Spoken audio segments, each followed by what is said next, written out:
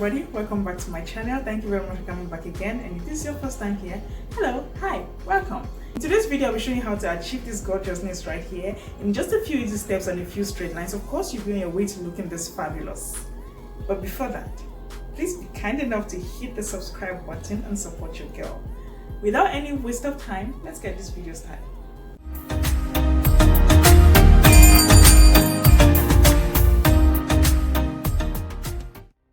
You guys know I like to start off by going over supplies. So for this project, you need a scissors, you need a pencil or chalk, you need a box of pins, of course you need your tape, and this bodycon dress or a bodycon dress from your closet. So the bodycon dress I'm using here is more of a turtleneck, when of course I'm going to use this to derive my pattern for the off shoulder. I will show you details as we go along. The last thing we need here is a 4-way stretch fabric. This is fabric which I got from Fabric Wholesale Direct, which is an online shop. I'm going to link it down in the description box below. A 4-way stretch fabric actually makes it easier in the sense that we would not require a button or a zipper, and our dress will still be easy to put on. You could also use a 2-way stretch fabric if this is what you have available, but you must ensure that the stretch lies along the width of your body. The first step is to fold your fabric and the bodycon dress in half lengthwise. Place the dress on the fabric, and of course you want to make sure that the folds are aligned.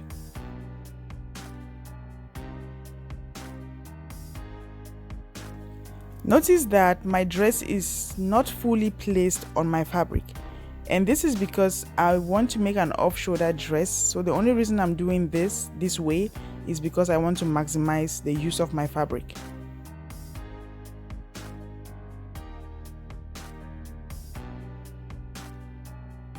Like I mentioned earlier, we are going to be making this an off-shoulder dress, so of course I need to determine my neck depth, where the off-shoulder line has to be. So I'm going to measure 7 inches downwards from the shoulder line of my bodycon dress.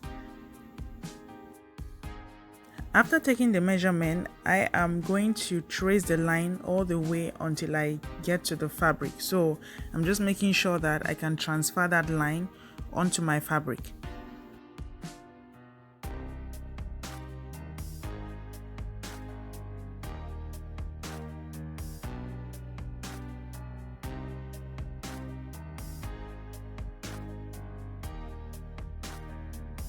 Now you will also see that part of the armhole of my bodycon dress lies below the line that we just traced.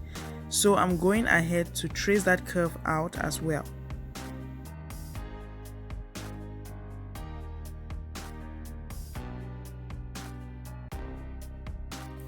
Once that's done, all that's left to do here is to connect the straight line that we had and the partial armhole that we just made, and then the rest is cake.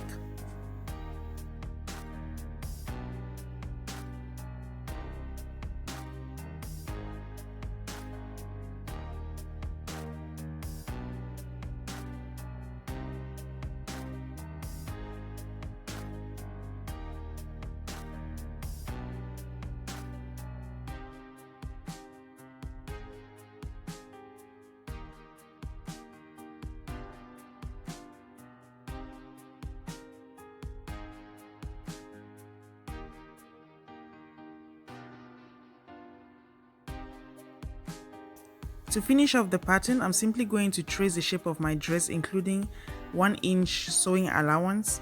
And of course, you want to make adjustments here however you want to, especially with the length. If you want your dress longer than the sample you're using, just make sure that you measure longer than what you have on. You can increase more than 1 inch at the bottom, so that way you have a longer length. If you need it shorter, you just need to reduce the measurement at the bottom as well. To obtain the front piece of our pattern, I'm just going in with my scissors to cut directly on the line which we have just traced. Now, because we are using stretchable fabric and I'm also doing an off-shoulder dress, there's not going to be any difference between the front and the back piece. So we are simply going to create a duplicate of the front piece that we just created. To make this easier for you, just make sure that you're cutting it on fold.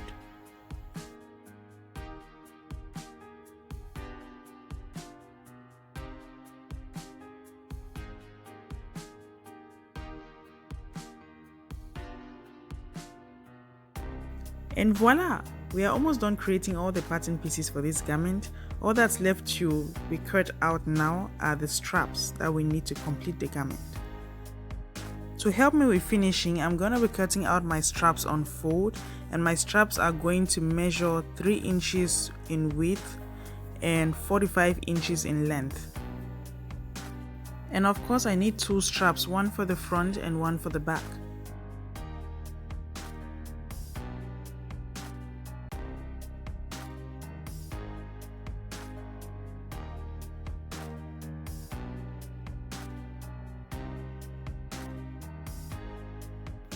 We are halfway through the entire process, and this is super exciting, right?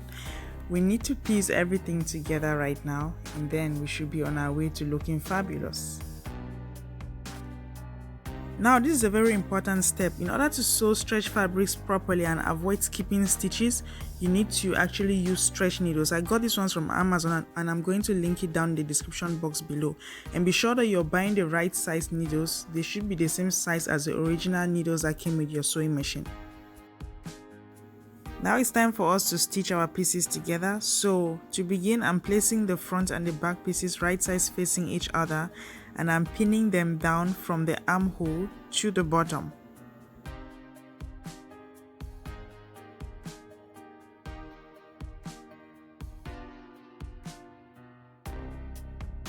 I'm also going to hem the armholes on both pieces, just so that I can have a neat finish at the end. Now, let me just throw some gems out there real quick, okay? You guys will thank me later. When sewing stretchy fabric, please do not pull. You won't like the end result. Please never pull stretchy fabric when sewing. So the only difference here is you're only using a stretch needle, but you're sewing the fabric as though you were sewing a non-stretch fabric. One more thing, make sure that you're checking your stitches from time to time to ensure that you don't have any skipped stitches, because this is something that often occurs with stretchy fabrics. Moving on, I want a split on my dress, and this is completely optional, but in case you want to, you can measure 3.5 inches to 4 inches from the left or the right side, depending on which side you want the split, and then also measure a length of about 10 to 10.5 inches from the bottom of the dress.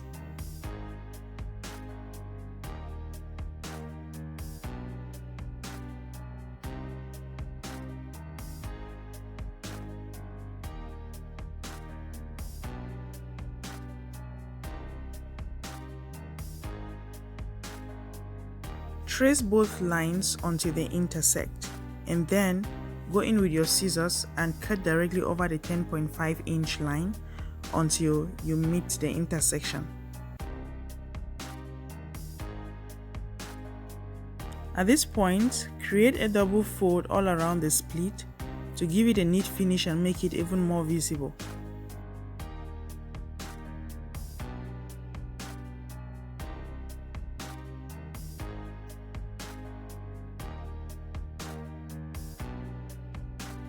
Now you can go ahead and sew a straight stitch over the split to keep it in place, but in my case I decided to hand hem it just because I wasn't using an exact matching thread color.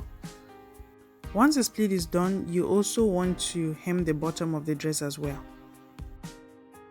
The last step here is to sew the straps, and in order to obtain a neat finish, I am not just going to sew a straight line on the straps, but rather I'm going to sew them in 3 parts. So firstly, I'm measuring the bust line of my dress to help me allow an even strap length on both sides of the dress. That measurement actually gave me 15 inches. In order to section my straps, I'm finding the middle area of each strap by folding it in half widthwise, and of course I'm going to mark 7.5 inches, which is the previous 15 inches we had divided by 2, and I'm going to mark this from the middle fold. I'm also making sure that I am marking the top and bottom parts of the strap because I'll later on unfold it to give me the full 15 inches. Now I'm going to pin down the straps right sides facing each other from the points that I have previously made, and of course I'm pinning them to opposite directions.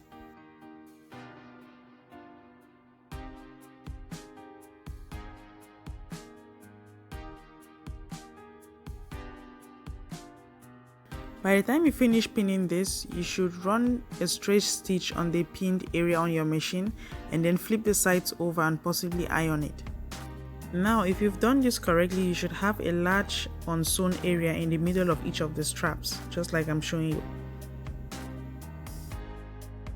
In order to finish this garment, the very last thing to do here is to hide the raw edges of the middle portion of the strap and then go ahead and attach that to the main garment. And of course, you want to be sure that you're placing this right sides facing each other before pinning it down. After running that through your sewing machine, this dress is pretty much done. And of course, you can be on your way to looking bright and fabulous. And the beautiful thing about this dress is you can dress it up or dress it down like I've shown you at the beginning of the video. And that's it, guys. I hope you liked this video. If you did enjoy the content, please do not forget to give this video a thumbs up and also invite your friends to join the family. Until next time, bye.